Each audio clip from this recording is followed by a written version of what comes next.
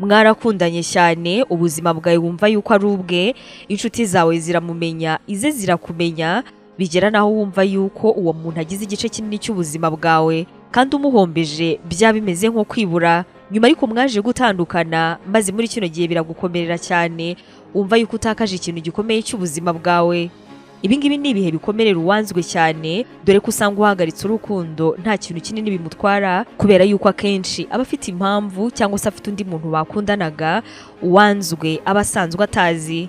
Ku mpamvu nyinshi cyane zitandukanye, hari igihe we n'umukunzi wawe mushwana maze mukabwirana nabi cyane, cyangwa se wenda mugafata umwanzuro wo gutandukana bya hato na hato, maze tuno tuntu twanyu tukaba ari utuntu duhita turangira. Nyamara ariko hari n'igihe kuno gutandukana n'umukunzi wawe biba ari ibintu bivuye kuri we, kandi ubuzima bwe ukabona yuko bukomeje, ukabona mbega bisa nkaho nta n'icyabaye kuba mwaratandukanye maze mugahagarika urukundo. Usanga yuko ari ibihe bibabaza cyane, kuko wumva yuko ahari atanigeze agukunda mu bihe byose mwamaranye. Muri kino gihe cyo gutandukana n'umuntu mwakundanaga urukundo rukomeye cyane, abantu benshi bakunze gukora amakosa mabi cyangwa se nanone akomeye yo kwiruka inyuma y'abari abakunzi babo, kubaririra iruhande ndetse no kubahamagara cyane no kubereka mu buryo bwose ko bakibitayeho cyangwa se ko bakibiruka inyuma. Ibingibi rero akaba ari byo bikurura kenshi kwiheba cyangwa se kwiyahura, nk'uko bamwe bashobora kuba babigenza. Nyamara nanone ugendeye ku bitangazamakuru bitandukanye byinshi byandika ku buzima bwo gukundana hamwe n'imitekerereze y'abantu, ibinyamakuru birimo Psychology Today, Love Now ndetse n'inyandiko y'uwitwa Gary Chapman, umuhanga mu bijyanye n'urukundo, berekana yuko ari amakosa menshi cyane abantu bakora nyuma yo gutandukana n'abakunzi babo, cyane cyane iyo bifuza gusubirana nabo. Izi nama rero tugiye kubwira kuzikurikiza, bikaba bizatuma uwo mwakundanaga wari utangiye kukwiyemeraho cyangwa se kukwanga, ahubwo ari we none utangira kukwiruka inyuma, azenda gusara kugira ngo wongere umuhe andi mahirwe yo kuba mwabasha gusubirana. Ubwo amahitamo azaba ari ayawe, nubona byakunda ushobora kongera ukamuha amahirwe, ariko kandi nubona bitakunda, ubwo nyine uzikomereza ubuzima bwawe. Ngo ikaze muri kino kiganiro kigiye kugaruka kuri ibyo bintu 12 ushobora gukora.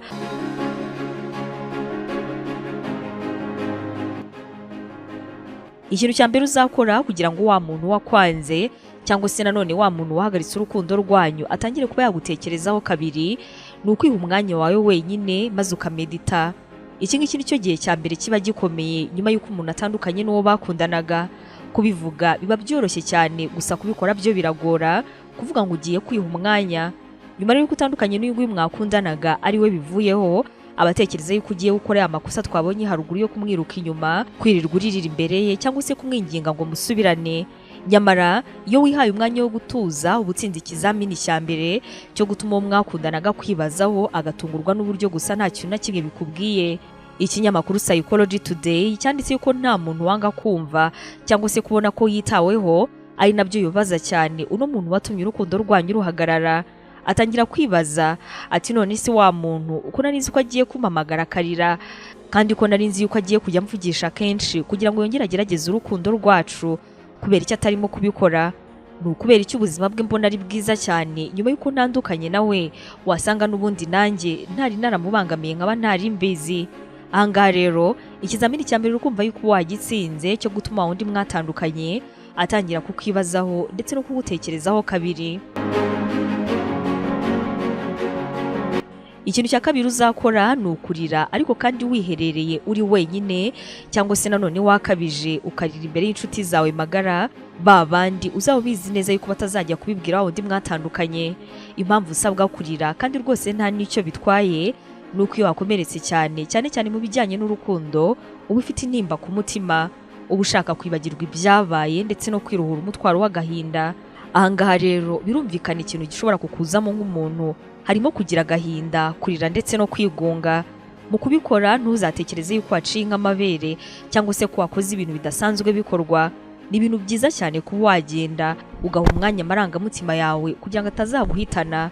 Ibingibi kandi bikabizana gufasha gutuza cyane nkawe nyiri kubikora. Irinde rero gufata cyangwa se kwikomeza, kuko ari indi ntambwe igufasha kwiyakira ku byabaye. Burya kandi iyo wabashije kurira wiherereye, bikabituma niyo wahura n'uwo ngo mwakundanaga uba ukomeye cyane imbere ye kandi rwose wishimye, maze bigatuma atangira kwibaza ati ese uno muntu yabaye iki, kuki atakirira iyo duhuye, cyangwa se kuki atakinyereka amarangamutima ye, ibingibi byagenze gute? Icya gatatu ukwiriye gukora nyuma yo gutandukana n'umuntu mwakundanaga kandi ukifuza yuko uwo muntu mwasubirana, shaka ibyo uhugiramo. Igihe cyahise kiragoye, akantu kose kari kuba gashobora kuba karimo kwibutsa yuko watandukanye n'umukunzi wawe. Ahantu hose urimo kujya urimo kuhasanga ibintu byinshi birimo kwibutsa. Hari indirimbo nyinshi mwakundaga kumva, ariko uyu munsi iyo uzumvishe wumva wenda kurira cyangwa se ukazenga amarira mu maso. Niba ushaka kwibagirwa, shaka ibyo uhugiramo, kuko n'uburi muri byinshi ntabwo uzabona umwanya wo gutekereza ku byahise. Ahangaha wajya nko gusura abavandimwe n'inshuti, mwasohoka mukajya ahantu, wareba filime ukunda, wakora siporo, hamwe na buri kintu cyose uzi kizatuma ubasha kwihugiraho. Ibyo ngibyo bizatuma kagahinda n'intimba byose wari gukomeza kugira utangira kubiburira umwanya, ndetse utangire rwose no kwiyakira. Ikintu cya kane uzakora nyuma yo gutandukana n'umuntu mwakundanaga ni ukumukura mu bantu wafataga nk'ab'ingenzi. Birashoboka yuko uno mukunzi wawe hari ibyo wamwitabazagaho bigukomereye, hari aho yagufashaga muri mu rukundo, ariko uyu munsi rwose utazongera kubona kuko nyine watandukanye n'uno muntu mwakundanaga. Ahubwo tangira kwishyiramo akanyabugabo, wumve yuko nyuma ye ubu ngubu ari cyo gihe cyawe cyo kwigira ndetse no kurwana ngo ubashe gutera imbere. Nabona yuko mu gihe wamusabaga nk'igihumbi buri cyumweru utarimo kubikora, ibyo ngibyo bishobora kumushimisha kuko nyine ntabwo wenda uri kumwaka amafaranga, ariko kandi azanatangira kwibaza uko urimo kuba adahari. Nabyo rero bikaba bizatuma atangira kugutekereza, maze n'ibinaba ngombwa abe yatangira kuguha andi mahirwe cyangwa se nanone kukwibazaho. Ukaba uzaba utangiye gutera intambwe nziza yo kuba mwasubirana, niba koko aricyo kintu wifuza mu rukundo rwanyu.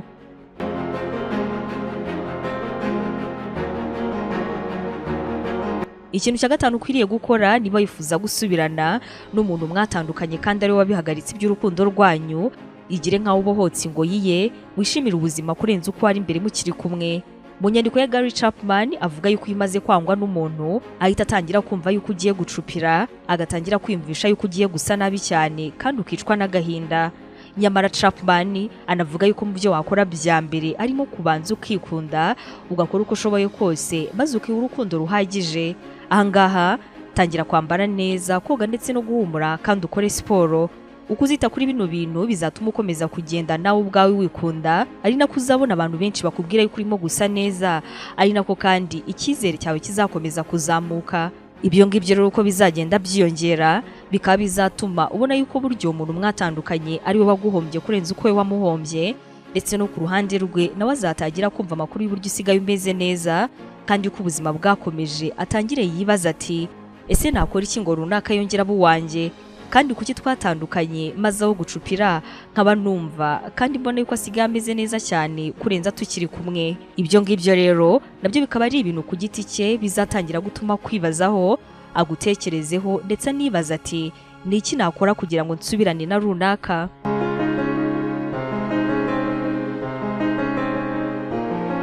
Icya gatandatu cyiza cyane ukwiye gukora kandi kizagufasha nta gushidikanya, de mu buryo muhura uri kumwe n'umuntu yangaga cyagiye mugikundana.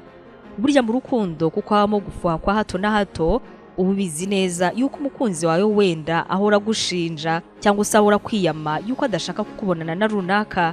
Ni umuntu utuma umukunzi wawe agira umutekano muke cyane. Nyuma yo gutandukana rero, ikintu cya mbere ugomba kwereka umukunzi wawe nuko nyine mutakiri kumwe, kandi ko usigaye wigenga byose bishoboka. Ushobora nko kuba wajya ahantu ubizi neza yuko umukunzi wawe akunda gusohokera cyangwa se ko ari buze kuza kujya, hanyuma wowe na wa muntu yangaga cyangwa se wa muntu wa wundi yahoraga kubuza ukagerageza rwose uburyo muri buze kuza kuhajyana. Byaba byiza kandi uyu mugenzi wawe wabimubwiye kugira ngo atazakurakarira yuko wamukoresheje muri no mikino yawe.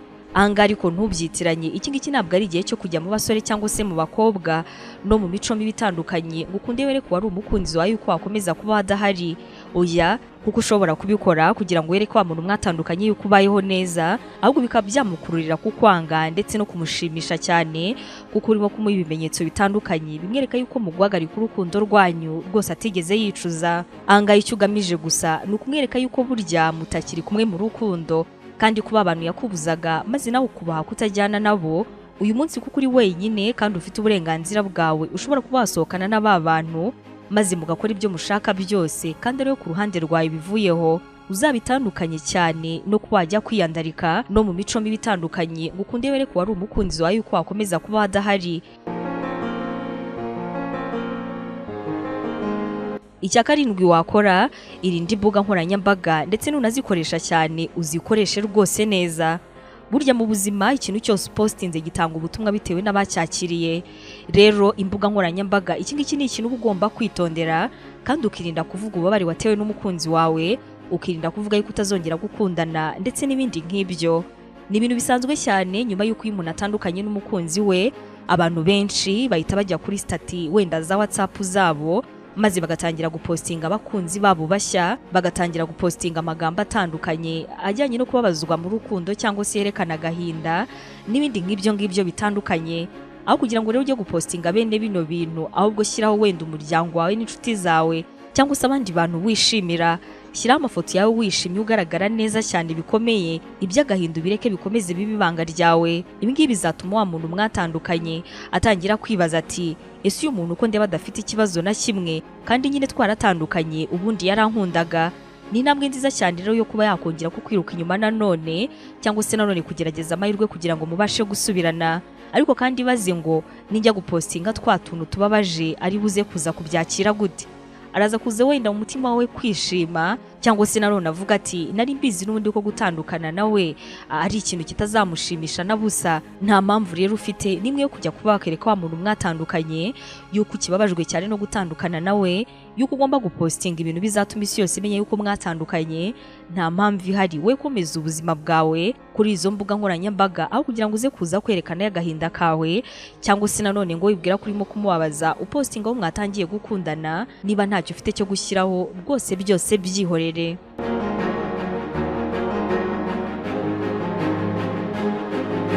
Ikintu cya munani ukwiriye gukora ni ukugira ibanga ry'ubuzima bwawe. Hari igihe ukundana n'umuntu hanyuma mwatandukana agatangira kwigira nk'aho abaye umuzamu wawe, agahora ashaka akantu kose kabi wakora ngo akavuge cyangwa se ayifate nk'impamvu yo kuba mwaratandukanye. Ni ikosa ribi cyane rero kuba wamuha uruvugiro ugatuma abona aho atangira kwiha. Kora uko ubashije kose ntamenye ubuzima bwawe ndetse nanagira icyo amenya, amenye ibyiza. Koresha uko ubashije uhisha ibibi byawe kandi byanaba byiza ubashije kubyirinda. Ibi ngibi usibye yuko bizanazana wa mukunzi wawe wakwanze kuko nta kintu kibazo arimo kukubonaho cyangwa se nanone kuko nta bintu byinshi bibi azaba arimo kubona nk'uko yari abyiteze, ahubwo bizanazana abandi bantu b'ingenzi mu buzima bwawe. Burya kugira ibanga ry'ubuzima bwawe bikaba binagendana no kwibutsa yuko uri uw'agaciro ndetse no kwiyubaha. Ntabwo ari ngombwa ngo ako ukoze kose isi kamenye, ngo niba wagiye ahangaha runaka babizi yuko wagiyeyo. Ibyo ngibyo byibikire, ibyo ni ibanga ryawe ku giti cyawe, ntabwo ari ngombwa ngo isi yose ibimenye.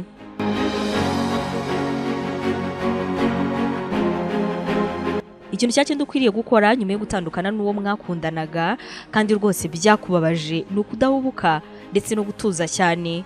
Mu gutandukana n'umukunzi wawe haza abasore cyangwa se abakobwa benshi, yewe rimwe na rimwe babandi wari waranze.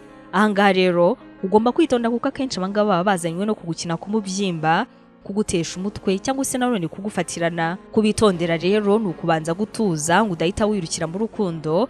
Ni ikindi kintu kizagufasha cyane. Uba ugomba kwitonda kuko abaza bose aba harimo n'abakuryarya. Banza utuze wibaze ngo ese nditeguye cyane kuko najya mu rukundo n'uyu muntu kandi ntabwo ngiye kurujyamo kugira ngo mbabaze wa undi twakundanaga. Banza wibaze ngo uru rukundo ngiye kujyamo amaherezo yarwo ni ayahe, niki kinyemeza yuko bitazamera nk'ibya undi twatandukanye. Ibyo ngibyo rero akaba ari imwe mu bintu bizagufasha kukwereka yuko urukundo ugiye kujyamo nyuma y'igihe gitoya cyane utandukanye na wa muntu rushobora kuba ari urwo guhubuka, maze ufate umwanya wo gutuza. Icya 10, isuzume nka nyuma y'amezi 3 umaze gutandukana na wa muntu mwakundanaga. Nibyo koko umaze igihe kinini cyane utandukanye n'uwo mwakundanaga, mwabwiranaga buri kimwe, mbese umwe wumvaga yuko ubuzima butakunda adahari. Ariko se muri ano mezi 3 ashize njyewe n'uriya muntu twakundanaga koko ndi kumva mukumbuye. Ese nyuma yo gutandukana n'uriya nakundanaga nahombye bingana iki? ese we yitwaye ate muri kino gihe twaratandukanye? Yitwaye nk'aho abohotse cyangwa ahubwo yitwaye nk'umuntu ubuze ikintu cy'agaciro mu buzima bwe, aho icyo kintu ari njyewe? Ikinyamakuru Love Now cyanditse kuko wumva ukunda umuntu cyane kenshi uba unywa n'ibintu bitanahari, ku buryo bwo gutandukana nawe bishobora kuba n'ikintu cyiza cyane gishobora kuguhumura ndetse no kukwereka yuko wa muntu mwakundanaga burya watekerezaga byinshi ku rukundo rwanyu, ko gutandukana nawe ari byo byiza cyane. Birashoboka yuko nyuma ya kino gihe uzabona yuko wibeshyaga uwo ngo atari wari ukugenewe, ko rwose udizavinga cyangwa se ko ukeneye kuzabona byiza cyane. Birashoboka yuko washukwaga n'ubusa. Uyu nguyu rero umureke, niba ari uko ubyumva n'umuntu y'amezi 3 ntabwo ari uzi yuko wayabasha uwo muntu aramutse adahari. Gusa niba ubona yuko ari we nyirabayazana kandi ukabona yuko wa muntu yitwaye neza cyane mu mezi 3 nk'uko wabyifuzaga, iki ngiki ni igihe cyo kuba wakongera guha amahirwe urukundo rwanyu.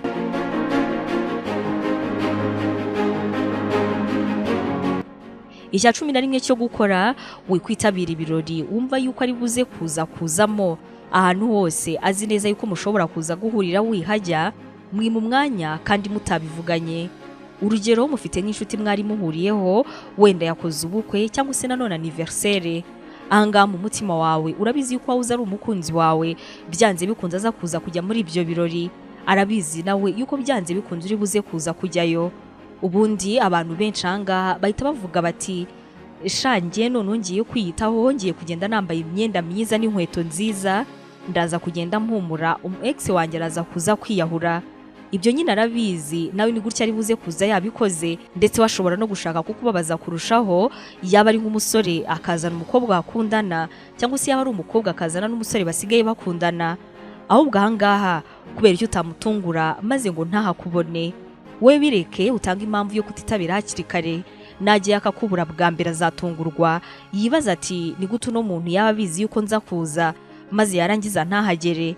Ese yaba yarabonye undi mukunzi, azahita nibuka ukuntu yaje agamije kukwemeza maze akakubura, yumve nayo ku giti cyaramwaye.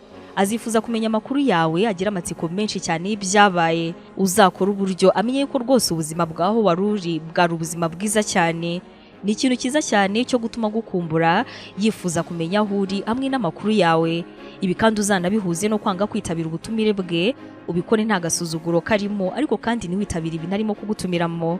Ibyo bizatuma amenya yuko igihe cyose mwasubirana cyangwa se nanone igihe cyose mwamuri kumwe bitazaba ari uko wabuze andi mahitamo, ahubwo bizaba ari ku bushake bwawe.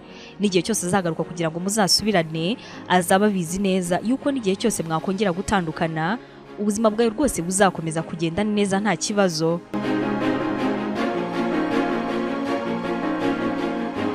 Icya 12 ari nacyo tugiye gusorezaho mu byo wakora kugira ngo umuntu mwatandukanye yongere kugutekereza, kugusaba amahirwe kugira ngo musubirane cyangwa se nanone kugira ngo mwongere mukundane, ni ukumuca amazi ariko kandi mu kinyabupfura. Uyu nguyu wahoze ari umukunzi wawe naramuka aguhamagaye ikayimubera ikigerageza azicuza. Bwa mbere wimwitaba, bwa kabiri witabe, ariko wumve yuko ari ibintu agiye kukubwira wenda byihutirwa. Niwumva atangiye ibintu bitihutirwa umubwire yuko uhuze kuza kongera, kandi ubikorana umutima mwiza cyane. Ntabwo ari ngombwa kumubwirana umushiha. Azategereza yuko uzakongera kumuvugisha, gusanga ntubikore, wigire nkaho wabyibagiwe nubwo mu by'ukuri nta kintu waba urimo gukora. Nakwandikira uzamusubize hashize umunsi cyangwa se nk'amasaha 7. Naramuka aguhamagaye wenda ugapfa kwemera kwitaba, gerageza uburi nko mu rusaku wishimye cyane urimo guseka cyangwa se urimo kumva indirimbo ukunda, maze umukupe umubwire yuko uri buze kuza kongera kumuvugisha, ariko kandi ntubikore. Nimwongera kuvugana akakubaza impamvu utamuhamagaye, uzamubwira uti ari nakubwiye yuko ndi buze kuza kukuvugisha, babarira naribagiwe, cyangwa se nanone uti narebaga filime nziza birangira nibagiwe. Umusabe imbabazi nanone umubwire yuko uzakongera kwikosora. Ikinyamakuru cyitwa exboyfriendrecovery.com cyanditse yuko mu gihe ibyo ngibyo byose bikozwe neza, bisaza mu rwego rukomeye uwo mwakundanaga, akabazwa nuko utakimwitayeho, akibaza yuko wenda uri mu rukundo n'undi muntu n'ibindi nk'ibyo ngibyo bitandukanye. Byose rero bikaba bizatuma yongera imbaraga mu mubano wanyu, atangire kugusaba yuko mwahura, mbese nawe ubone yuko hari ikintu kinini cyane cyahindutse. Iki kintu cyo kwima umuntu ukunda ni ikintu kibabaza cyane ndetse kinagora, ariko ni kimwe mu bintu bikora cyane ku rwego rwo hejuru. Niba ushaka ibyo ngibyo rero mu gihe kizaza kandi ugashaka ibintu birambye, ibyo ngibyo ni ibintu ukwiriye gukora, ntabwo ukwiriye kumuha umwanya nk'uko byahoze muri cya gihe mugikundana. umutuzo ndetse no gufata umwanzuro nicyo kintu tugiye gusorezaho muri kano kanya. Mu by'ukuri umutuzo niwo dushyize ku mwanya wa nyuma, gusa ni ikintu wakwita ingenzi ndetse cyane kurenza ibindi byose ushobora kuba wakora mu buzima bwawe. Mu gihe wifuza yuko ari umukunzi wawe yicuza cyangwa se ko akugarukira, wamwemera cyangwa se wamuhakanira.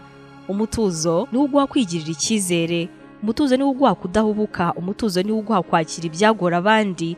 Mbega umutuzo nicyo kintu cy'ingenzi cyane muri bino byose. Mu gihe rero uri mu bihe nk'ibi ngibi, shaka umutuzo kurenza ibindi. Igihe cyo kwiyakira ndetse no kwemera ibyakubayeho nacyo ni ikindi kintu ukeneye. Kuba waratandukanye n'umukunzi wawe ntabwo bivuze yuko ubuzima bwawe burangiye. Yego birumvikana ubuzima bwawe bushobora kuba burimo agahinda, ariko kandi ugomba gutegura uko ejo hazaza hawe hazaba hameze kandi ari heza cyane kurutaho. Ntabwo ugomba kurambiriza ku bihe byashize kandi ntabwo bizagaruka. Wiheranwa n'amarira ni wowe ugomba kwikorera umutwaro w'ubuzima bwawe busigaye. Izere ko hazabaho umunsi umwe maze ukongera ukagira ibyishimo, nubwo bino bihurimo atari byiza na gatoya ku buzima bwawe. Kugira ngo rero umucyo uzongere ukumurikire, ugomba gushyiramo imbaraga zawe, ntabwo ari ibintu bizizana. Rwana n'umutima wawe, rwana n'amarangamutima yawe, ariko kandi ugerageze ubashe kuyatsinda. Nuko ari byose uko ari 12 rero nta kabuza uwagukundaga azatangira kukugarukira gake gake, atangira kwereka yuko uri umuntu w'ingenzi kandi ashaka yuko mwasubirana.